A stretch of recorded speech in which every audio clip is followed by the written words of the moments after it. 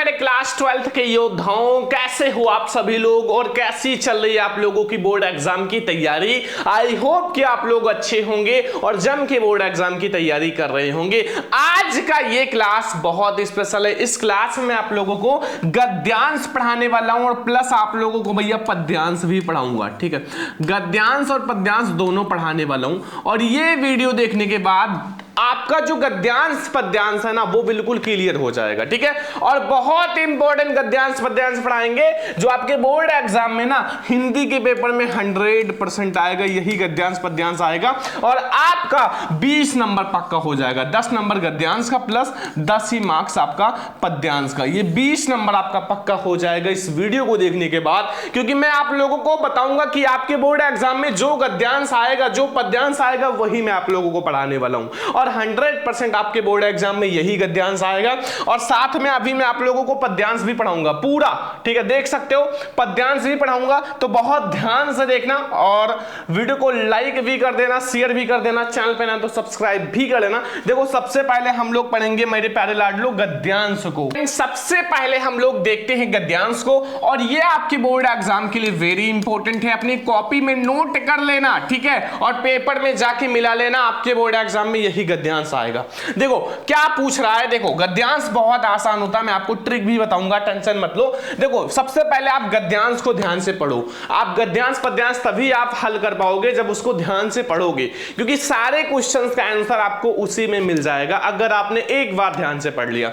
जैसे यहां आप देखो भूमि का निर्माण भैया देवों ने किया है। किसने किया है? देवों ने, अर्थात भगवान ने, और वह अनंत काल से है। उसके भौतिक रूप, सौंदर्य और समृद्धि के प्रति सचेत होना हमारा आवश्यक कर्तव्य है। भैया अगर देवों ने भूमि का निर्माण किया है तो हमें उसका क्या करना चाहिए? हमें उसको अच्छा बनाना चाहिए, मतलब उसकी सुरक्षा करनी चाहिए। ठीक है, उसकी सौंदर्य, उसकी सुंदरता और समृद्धि को बचाना चाहिए। ठीक है, ऐसा नहीं कि आप उसको बिल्कुल खत्म कर दो। ठीक है, ये एंड भूमि के पार्थिव स्वरूप। अब भैया स्वरूप शब्द आ गया, बता दो कि चैप्टर से लिया गया है। बहुत सारे बच्चे समझ गए होंगे, यही भूमि से ही समझ गए होंगे बहुत सारे बच्चे। ठीक है, स्वरूप के प्रति हम जितने अधिक जागरूक होंगे, ठीक है, उतनी ही हमारी राष्ट्रीय बलवती हो सकेगी और यह जो पृथ्वी है सच्चे अर्थों में समस्त राष्ट्रीय विचारधाराओं की जननी है। क्या है? जननी है। अब देखो यहां तक तो आप लोगों को समझ में आ गया। अब आगे देखो, आगे हमारे भैया जो है रेखांकित अंश हैं जिसकी व्याख्या भी करनी रहेगी, तो इसको 2-3 बार ध्यान से पढ़ना। जो राष्ट्रीयता पृथ्वी के, ठीक है, साथ नहीं जुड़ी है वह निर्मूल होती है और राष्ट्रीयता जो है कि जड़ें पृथ्वी में जितनी गहरी होंगी उतना ही राष्ट्रीय भावों का अंकुर पल्लवित होगा। ठीक है, इसलिए पृथ्वी के भौतिक स्वरूप की अधोपंत जानकारी प्राप्त करना, उसकी सुंदरता, उपयोगिता और महिमा को पहचानना आवश्यक कर्तव्य है।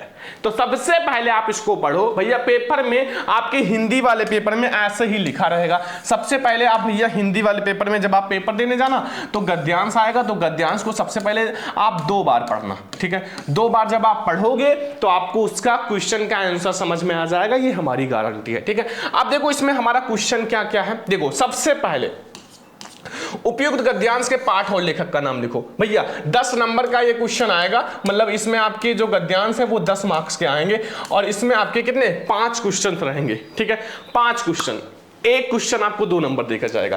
तो गद्यांश के पाठ और लेखक का नाम सभी को पता चल गया, क्योंकि स्वरूप शब्द आ गया तो किस शब्द से लिया गया है, मतलब किस पाठ से लिया गया है और इसके लेखक कौन है वो तो आपको पता चल गया होगा। दूसरा, रेखांकित अंश की व्याख्या करो। दूसरा क्वेश्चन आपके बोर्ड एग्जाम में आएगा, रेखांकित अंश की व्याख्या करो।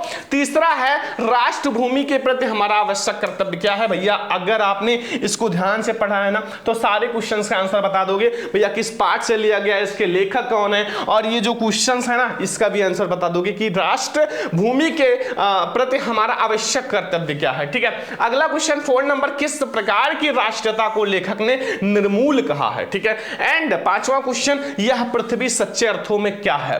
तो अगर आपने ये 5 क्वेश्चंस कर दिए ना, आपका भैया 10 नंबर तो पक्का हो जाएगा, 10 में 10 नंबर। ठीक है, तो मैं आपको इसका सॉल्यूशन बताता हूं। ठीक है, बहुत ध्यान से समझना। पहला क्वेश्चन आपसे पूछ रहा भैया उपयुक्त गद्यांश के पाठ और लेखक का नाम लिखो, अर्थात संदर्भ लिखना है। क्या लिखना है? संदर्भ। अब संदर्भ आप 2 तरीके से लिख सकते हो। ठीक है, जो आपको सरल लगे वो लिखना। पहले का आंसर है, देखो पहले का आंसर है यहाँ उत्तर, देखो पहला यानी कि संदर्भ लिखना है, प्रस्तुत गद्यावतरण हमारी पाठ्यपुस्तक हिंदी के गद्य खंड में संकलित एवं भारतीय संस्कृति के अधोपत डॉक्टर वासुदेव शरण अग्रवाल द्वारा लिखित राष्ट्र का स्वरूप शीर्षक निबंध से अवतरित है। बताओ, बहुत आसान लगा ना, बहुत आसान। एक काम करना ना कि आप जब भैया ये मतलब लेखक का नाम और पाठ का नाम, ठीक है, इसको आप ब्लैक से लिखना। जब बोर्ड एग्जाम की कॉपी में लिखना तो सारा जो आपको ब्लू से लिखना है, ठीक है। ये सब प्रस्तुत गद्यावतरण हमारी पाठ्यपुस्तक हिंदी के गद्य भाग में संकलित एवं भारतीय संस्कृत के अधिवक्ता जो है डॉक्टर वासुदेव शरण अग्रवाल जो है इसको ब्लैक से लिखना, द्वारा लिखित राष्ट्र का स्वरूप जो है इसको ब्लैक से लिखना, शीर्षक से यानी कि निबंध से अवतरित है। ऐसे आपको बोर्ड एग्जाम में लिखना है संदर्भ। अगर आपको ये हार्ड लग रहा है तो भैया आप ये डाल सकते हो, ब्लैक पेन से डालना पाठ का नाम, तो क्या है राष्ट्र का स्वरूप। भैया किस पाठ से ले गया है, राष्ट्र का स्वरूप, और लेखक का नाम क्या है, डॉक्टर वासुदेव शरण अग्रवाल। तो आप चाहे ये वाला लिखना चाहे ये वाला, दोनों तरीका सही है, ठीक है। बस ये आपको 2 नंबर देकर जाएगा। तो आप ये वाला भी लिख सकते हो, ये वाला भी, दोनों भी लिख सकते हो। अगर आपको अच्छे से आता है तो आप दोनों लिख देना, ठीक है। तो पहले क्वेश्चन का आंसर आपका हो चुका है भैया कि उपयुक्त गद्यांश के पाठ का नाम और लेखक का नाम मैंने आपको बता दिया। दूसरा रेखांकित अंश की व्याख्या। तो रेखांकित अंश की व्याख्या यहां समझ लो। देखो रेखांकित अंश की व्याख्या हमें दूसरा वाला क्वेश्चन करना है और आपको ध्यान से करना। नहीं आता तो आप बना बना के लिख देना, छोड़कर मत आना, ठीक है। लिखना जरूर है। देखो भैया डॉक्टर वासुदेव शरण अग्रवाल के अनुसार राष्ट्रीयता और पृथ्वी का संबंध अटूट है, अनिवार्य रूप से आवश्यक है। इसलिए पृथ्वी के साथ राष्ट्रीयता का संबंध अथवा आधार जितना अधिक मजबूत होगा उतना ही अधिक राष्ट्रीय भावनाओं का विकास भी संभव है। जितना अधिक मजबूती से जुड़ा होगा उतना ही ज्यादा भैया क्या होगा, विकास होगा। जिस राष्ट्रीयता का संबंध पृथ्वी के साथ नहीं होगा वह राष्ट्रीयता निराधार होती है, मतलब उसका कोई आधार नहीं होता है, ठीक है। इसलिए इस दृष्टि से प्रत्येक व्यक्ति को यह परम आवश्यक कर्तव्य एवं धर्म है कि वे अपनी पृथ्वी के भौतिक स्वरूप को पूरी तरह से परिचित रहें, मतलब अपनी पृथ्वी की भौतिक स्वरूप को अच्छे से जाने, उनके हर एक बात को जाने, ठीक है। एंड साथ ही उसके सौंदर्य, उपयोगिता और महत्व की भी अधिक जानकारी रखें। तो ये हो गया भैया रेखांकित अंश की व्याख्या, ठीक है। बस इतना आपको करना है, ठीक है। रेखांकित अंश की व्याख्या मैंने आपको करा दिया ना। दूसरा वाला क्वेश्चन भी आपको समझ में आ गया, कोई दिक्कत नहीं है ना। कोई दिक्कत हो कमेंट कर देना। अब अगला क्वेश्चन है कि राष्ट्र भूमि के प्रति हमारा आवश्यक कर्तव्य क्या है। तो भैया राष्ट्र भूमि के प्रति हमारा आवश्यक कर्तव्य क्या है, देखो तीनों क्वेश्चन यहां है। तीसरा कि राष्ट्र भूमि के प्रति हमारा आवश्यक कर्तव्य यह है कि हम अपनी इस भूमि के प्रति या इस भूमि के रूप, सुंदरता और समृद्धि के प्रति क्या रहें, सचेत रहें। सचेत का मतलब हमेशा जागरूक रहें, ठीक है। अच्छे से उसका ध्यान रखें और किसी भी दशा में इस पृथ्वी के रूप एवं सौंदर्य आदि को विकृत ना होने दे, मतलब खराब ना होने दे। विकृत का मतलब होता है खराब, बेकार ना होने दे, ठीक है। तो ये है भैया क्या, राष्ट्र के प्रति हमारा आवश्यक कर्तव्य, ठीक है। तीसरा क्वेश्चन भी समझ में आ गया। चौथा क्वेश्चन आपसे क्या पूछ रहा है, देखो चौथा वाला क्वेश्चन आपसे क्या पूछ रहा है, देखो चौथा वाला क्वेश्चन आपसे क्या पूछ रहा है कि किस प्रकार की राष्ट्रीयता को लेखक ने निर्मूल कहा है, ठीक है। किस प्रकार की राष्ट्रीयता को लेखक ने निर्मूल कहा है। तो देखो किस प्रकार की, देखो लेखक के अनुसार जो राष्ट्रीयता पृथ्वी के साथ नहीं जुड़ी है वो क्या है, निर्मूल है, वो निर्मूल होती है। जो लेखक के अनुसार जो राष्ट्रीयता पृथ्वी से ना जुड़ा हो वो क्या है, निर्मूल है। याद रखना, ठीक है। लेखक ने किसको निर्मूल कहा है, जो राष्ट्रीयता पृथ्वी से ना जुड़ी हो, ठीक है। और पांचवा यानी कि लास्ट क्वेश्चन देखो क्या कह रहा है कि पांचवा क्वेश्चन, यह पृथ्वी सच्चे अर्थों में क्या है। तो ये पृथ्वी सच्चे अर्थों में क्या है भैया, तो यह पृथ्वी जो है सच्चे अर्थों में समस्त राष्ट्रीय विचारधाराओं की जननी है, ठीक है, जननी है। यह पृथ्वी सच्चे अर्थों में समस्त राष्ट्रीय विचारधाराओं की जननी है, ठीक है। एक चीज राष्ट्र में लिखा हुआ कि देवों ने अनंत काल से भूमि का निर्माण किया है।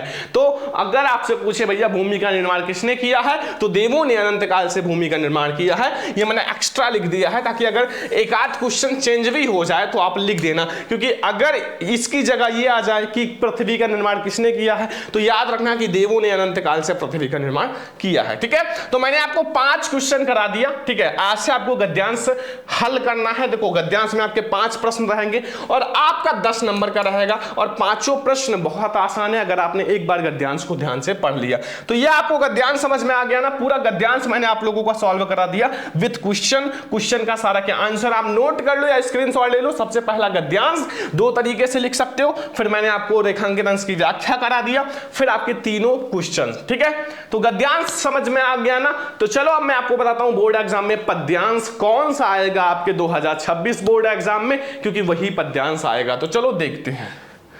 अब हम आपको बताएंगे वो पद्यांश जो बोर्ड एग्जाम 2026 में ना 100% आएगा, मतलब यही पद्यांश आपके बोर्ड एग्जाम 2026 में आएगा जो मैं आप लोगों को बताने वाला हूं। ठीक है, और इसमें आपके जो 5 क्वेश्चंस है ना, मतलब पद्यांश के, वही क्वेश्चंस भी आएंगे। टेंशन मत लेना, आपका 10 में 10 नंबर भैया पद्यांश का भी पक्का हो जाएगा। ठीक है, पद्यांश भी आपका 10 नंबर पक्का हो जाएगा अगर आपने ये वाला पद्यांश तैयार कर लिया। अगर आपने ये वाला पद्यांश तैयार कर लिया, क्योंकि ये जो है हर साल बोर्ड में आता है और 2026 में तो जरूर छपेगा, तो बहुत ध्यान से समझना, जैसा मैं आपको बताऊंगा वैसे आपको लिखना भी है। देखो इसमें क्या कह रहा है, ये बहुत इंपॉर्टेंट है भैया और बहुत अच्छा भी है, अगर आप एक बार पढ़ोगे अच्छा लगेगा। और जब आप पद्यांश को कर रहे हो ना, कम से कम 2-3 बार पढ़ो। बहुत सारे स्टूडेंट तुरंत करना शुरू कर देते हैं, नहीं 2 बार पढ़ो, तब आपको इसका अर्थ थोड़ा थोड़ा समझ में आएगा। फिर आप बहुत आसानी से इनके जो क्वेश्चंस है ना, इसको आप बहुत आसानी से लिखोगे। जैसे रसगुल्ला होता है ना, खा लेते हो, वैसे आप लिखना शुरू कर दोगे। देखो कह रहा है कि लज्जाशील पथिक महिला जो कहीं दृष्टि आवे, होने देना विकृत वसना को तो ना तू सुंदरी को, जो थोड़ी सी शर्मित हो तो उन्हें गोद ले श्रांति खोना, और ओठों की ओर कमल मुख की लालिमाओं को मिटाना। कोई कलांतर का कृषक जो है ललना खेत में जो दिखावे, धीरे धीरे प्रस जाके उनकी कलांतिकाओं को मिटाना। जाता हुआ जलद यदि व्योम में तो उसे ला छाया द्वारा सुखित करना, और तप्त भूतांगना को मिटाना। अब इसका अर्थ अगर आपको पता है तो बहुत अच्छी बात है, नहीं पता है तो थोड़ा थोड़ा आप समझ जाओ। देखो लज्जाशील पथिक महिला जो कहीं नजर आवे, लज्जाशील मतलब बहुत सारी ऐसे महिलाएं होती हैं जो लज्जा करती हैं, शर्माती हैं, तो ऐसी महिला कहीं आपको रास्ते में नजर आए ना, तो आपको क्या करना है, होने देना विकृत वसना को सुंदरी को। तो आप उनके जो कपड़े हैं उनको अस्त व्यस्त मत करना, उड़ाना मत। ठीक है, उसको क्या करना है, उनको वैसे ही रखना है। जो थोड़ी सी शर्मित हो, अगर वो शर्मा रही हैं तो उनको गोद में लेकर श्रांतिक होना, तो आप उनको गोद में लेकर उनकी श्रांतिकाओं को, आप उनके जो मतलब जो थकावट को उसको खोना। ठीक है, और ओठों की जो ओठ अगर सूख गए हैं ना, तो उसको मतलब तरोताजा कर देना, और कमल मुख की लालिमाओं को मिटाना, और जो कमल मुख जो मुख है वो मुरझा गए हैं तो उसको आप अच्छा कर देना। ठीक है, और कोई क्लांता कृषक, कोई कृषक यानी कि जो किसान होते हैं, अगर खेत में काम करता हुआ दिखाई दे तो धीरे धीरे उनकी जो थकावट है उसको मिटाना। और कोई अगर बादल जाता हुआ, कोई जलद अगर कोई बादल आकाश में दिखाई दे जाता हुआ, तो आप वो बादल उनके ऊपर लाकर छाया प्रदान करना, मतलब सुख प्रदान करना। और उनकी जो भूतांगना, तप्त भूतांगना का मतलब है जो धूप से वो तप्त हो गए हैं, उसको सही करना। तो ये मैंने नॉर्मल सा बहुत अच्छे से समझा दिया व्याख्या। आप देखो इससे आपके 5 क्वेश्चन आएंगे, इसमें भी 5 क्वेश्चन रहेंगे, क्योंकि ये आपका 10 नंबर का आएगा, एक क्वेश्चन आपको 2 नंबर देकर जाएगा। देखो पहला, उपयुक्त पद्यांश में शीर्षक के कवि और जो नाम लिखे, कवि का नाम, मतलब पद्यांश के शीर्षक, जो शीर्षक है अर्थात पाठ है, और जो कवि है वो लिखना है। ठीक है, दूसरा भैया रेखांकित अंश की व्याख्या। तीसरा है राधा पवन दूतिका से राह में पथिक के साथ कैसा व्यवहार करने के लिए कहती हैं। मैंने अभी अर्थ समझाया है, आपको पता चल गया होगा कि राधा भैया पवन दूतिका से कैसा व्यवहार करने के लिए कहती हैं। और यहां से तो भैया पाठ का नाम वैसे पता चल गया किस पाठ से लिया गया, पवन दूतिका। फिर अगला चौथा क्वेश्चन है, राधा ने पवन दूतिका को पथिक कृषक स्त्री के ऊपर किसके द्वारा छाया प्रदान करने को कहा है, और कृषक ललना शब्द में कौन सा समास है। तो ये 5 क्वेश्चन है जिसका आपको आंसर देना है भैया बोर्ड एग्जाम की कॉपी में। आपको बोर्ड एग्जाम की कॉपी में जो भी आपका प्रश्नोत्तर संख्या है वो डालना है, और आपको बढ़िया से इसका आंसर देना है। जो भी आपका प्रश्नोत्तर संख्या हो वो आप डाल लो और आप अच्छे से आंसर दो। ठीक है, तो चलो मैं आपको पहला क्वेश्चन बताता हूं। पहला क्वेश्चन भैया, उपयुक्त पद्यांश का संदर्भ लिखो। तो संदर्भ देखो, कि प्रस्तुत पद महाकवि अयोध्या सिंह उपाध्याय, कौन इसके कवि भैया? अयोध्या सिंह उपाध्याय हरिओध जी हैं, ठीक है, द्वारा रचित प्रिय प्रवास, ठीक है, प्रिय प्रवास, जो प्रिय प्रवास से हमारी पाठ्य पुस्तक पद्य खंड में संकलित किस पाठ से लिया गया है? पवन दूतिका शीर्षक काव्यांश से लिया गया है। तो भैया ये किस पाठ से लिया गया है? पवन दूतिका पाठ है, ठीक है, पाठ कौन सा है? पवन दूतिका, ठीक है, याद रखना। तो एक बात और मैंने आपको बताया है, जो इसमें भैया कवि हैं और जो इसका पाठ का नाम है, इसको ब्लैक से लिखना और सारी चीजें आपको ब्लू से लिखना है। बस 2 ही पेन का यूज करना है बोर्ड एग्जाम में, ब्लैक एंड ब्लू। तो पहला क्वेश्चन तो आपका हो चुका है। तो दूसरा क्वेश्चन है वो रेखांकित अंश की व्याख्या है, ठीक है। तो रेखांकित अंश की व्याख्या भैया आपको कितना करना है? बस ये 4 लाइन का करना है। लज्जाशील पथिक महिला जो कहीं दृष्ट आए, होने देना विकृत वसना, तो तू सुंदरी को जो थोड़ी सी शर्मित हो, तो गोद में श्रांति खोना, ओठों की और कमल रूपी लालिमाओं को तुम मिटाना। तो देखो भैया रेखांकित अंश की व्याख्या बहुत ध्यान से समझना, ठीक है, बहुत आसान है कि हे पवन, राधा जी भैया पवन से कहती हैं, क्या कहती हैं? यदि तुझे मार्ग में अर्थात रास्ते में कोई लज्जावंती स्त्री दिखाई पड़े तो इतने वेग से, इतनी तेजी से मत बहना, ठीक है, क्योंकि उसके जो वस्त्र हैं, वस्त्र मतलब कपड़े जो हैं, उड़कर अस्त व्यस्त ना हो जाएं, ठीक है। मतलब राधा जी कहती हैं पवन से, ठीक है। देखो जो मतलब महिलाएं होती हैं वो साड़ियां पहनती हैं, अब जब आंधी चलता है ना तो वो मतलब उड़ने लगती हैं, हम लोगों के कपड़े भी उड़ने लगते हैं जब बहुत तेज हवा चलती है। तो इसीलिए राधा जी कहते हैं तो इतनी तेजी से मत चलना कि उनके कपड़े अस्त व्यस्त हो जाएं, ठीक है, और उसका शरीर उमड़ जाए। यदि वह थोड़ी सी भी थकी हुई दिखाई दे, अगर वो थोड़ी सी भी थकी हुई दिखाई दे तो गोद में लेकर अर्थात उससे चारों ओर से घेर कर उसकी थकावट को मिटाना, अर्थात उनकी थकान को मिटा देना, छाया प्रदान करना, ठीक है, एंड जिससे कि जो थकान के कारण उसके जो सूखे हुए ओठ हैं और मुरझाया हुआ कमल मुख जो है, कमल रूपी मुख प्रफुल्लित हो जाए, अर्थात सुख हो जाए, मतलब अच्छा हो जाए, आनंदमय हो जाए, ठीक है। और हे पवन, यदि खेत पर कोई थकी हुई किसान स्त्री दिखाई दे, अगर खेत में कोई काम करती हुई थकी हुई स्त्री दिखाई दे तो धीरे धीरे उनका स्पर्श कर उनकी संपूर्ण थकावट को दूर कर देना, ठीक है, धीरे धीरे उनको स्पर्श करना और उनकी जो संपूर्ण थकावट है उसको दूर कर देना, ठीक है। तो ये मैंने आपको समझा दिया भैया दूसरा वाला क्वेश्चन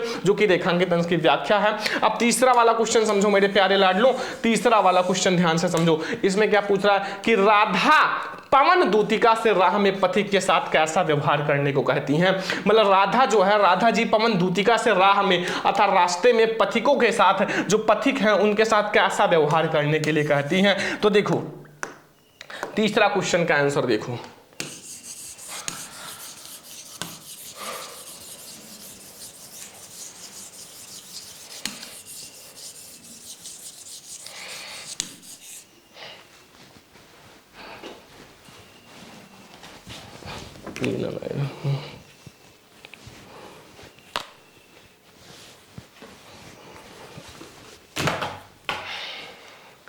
तो तीसरा क्वेश्चन का आंसर है कि राधा पवन दूतिका से राह में पथिकों के साथ परोपकार का व्यवहार करने को कहती हैं। क्या कहती हैं? परोपकार का, मतलब अच्छे कार्य भैया, दूसरों को मतलब अच्छा कार्य मिले, मतलब दूसरों को अच्छा फील हो, ऐसा कार्य करने के लिए भैया राधा जी पवन दूतिका से कहते हैं, ठीक है। तो ये हो गया तीसरा क्वेश्चन कि राधा पवन दूतिका से राह में पथिकों के साथ परोपकार का व्यवहार करने को कहती हैं, ठीक है। तो ये भी तीसरा हो गया। अब चौथा क्वेश्चन क्या आपसे पूछ रहा है, देखो ध्यान से, मैं आपको एक एक क्वेश्चंस को बहुत अच्छे से समझाऊंगा। देखो चौथा क्वेश्चन पूछ रहा है कि राधा ने पवन दूतिका को पथिक जो है कृषक स्त्री के ऊपर किसके द्वारा छाया प्रदान करने को कहा है। तो किसके द्वारा छाया प्रदान करने को कहा है, चौथे क्वेश्चन का आंसर आप लोग समझो मेरे प्यारे लाडलो। चौथे क्वेश्चन का आंसर मैं आप लोगों को समझा दूं। देखो चौथा क्वेश्चन का आंसर जो है वो है राधा ने पवन दूतिका को थकित कृषक स्त्री के ऊपर मेघ अर्थात बादल का छाया प्रदान करने को कहा है। किसका?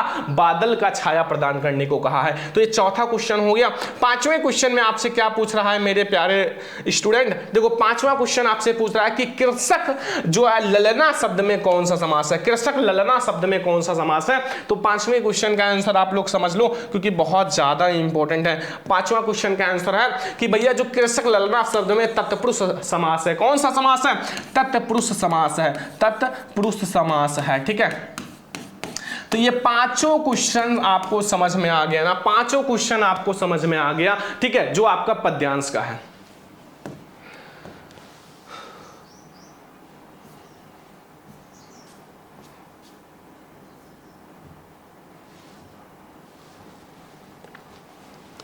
ठीक है, तो ये पांचों क्वेश्चन आपको पद्यांश का समझ में आ गया। तो ये मैंने आपको समझा दिया भैया पद्यांश, ठीक है, गद्यांश भी समझाया, पद्यांश भी। तो जितने स्टूडेंट पद्यांश को नोट नहीं किए हैं, गद्यांश को तो नोट कर लो। देखो ये हमारा है भैया गद्यांश, जो कि आप लोग नोट कर सकते हो। ये क्वेश्चंस हैं और ये इनके सॉल्यूशन है, ठीक है, पूरा देख लो, पांचों क्वेश्चन, फिर ये पद्यांश है और ये इनके क्वेश्चंस हैं, और ये पहला क्वेश्चन का सॉल्यूशन है, फिर ये दूसरे क्वेश्चन का, फिर ये हमारा पांचों क्वेश्चन।